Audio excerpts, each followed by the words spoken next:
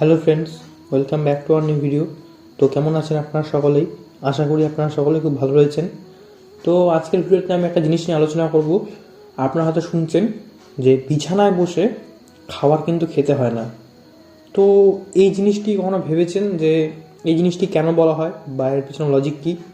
তো আজকে আপনাদেরকে আমি এই জিনিসটার পিছনে লজিকটা বলবো, আর পুরোটাই বলবো কিন্তু অ্যাস্ট্রোলজিক্যাল বিষয়ে।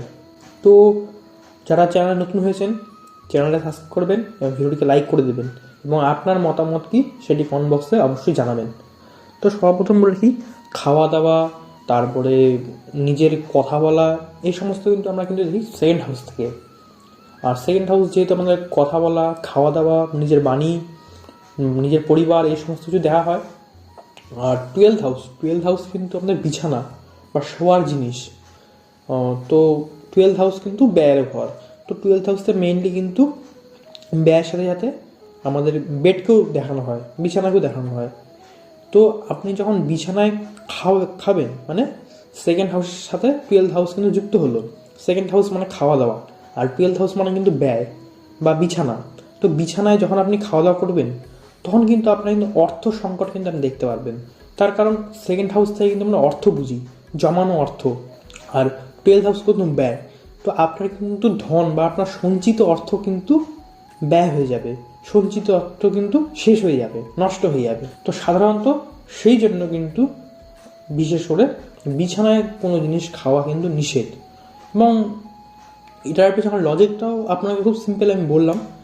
তার সাথে সাথে টুয়েলথ হাউসটা ব্যয়ের সাথে সাথে বিছানার সাথে সাথে হসপিটালও কিন্তু বোঝায়। তো যদি আপনি হসপিটালেও সেরকম, যারা হসপিটালে দেখবেন বেডের মধ্যে ধরেন খাওয়া খাচ্ছে, বেডে বসে, বেডে একদম হসপিটালে, তখন কিন্তু সেকেন্ড প্লাস টুয়েলভ কিন্তু একটা কানেকশন কিন্তু দেখা যায়। অর্থ সংকট কিন্তু সাধারণত এই প্রবলেমের সাথে হয়। অর্থের সাথে সাথে ফ্যামিলির মধ্যে কিন্তু সামঞ্জস্য থাকে না। আপনার পরিবারের সাথে বা আপনার আত্মীয় স্বজনদের সাথে আপনার কিন্তু মেলবন্ধনটা কিন্তু সেভাবে কিন্তু হয় না। তো এইসব জিনিসগুলি কিন্তু এখানে কিন্তু নেগেটিভ প্রভাব কিন্তু পড়ে। তাই জন্য সেকেন্ড প্লাস টুয়েলভ এই প্রভাবগুলি কিন্তু তখন কিন্তু খারাপ করে দেয়, মেনলি কিন্তু এই জিনিসটাই।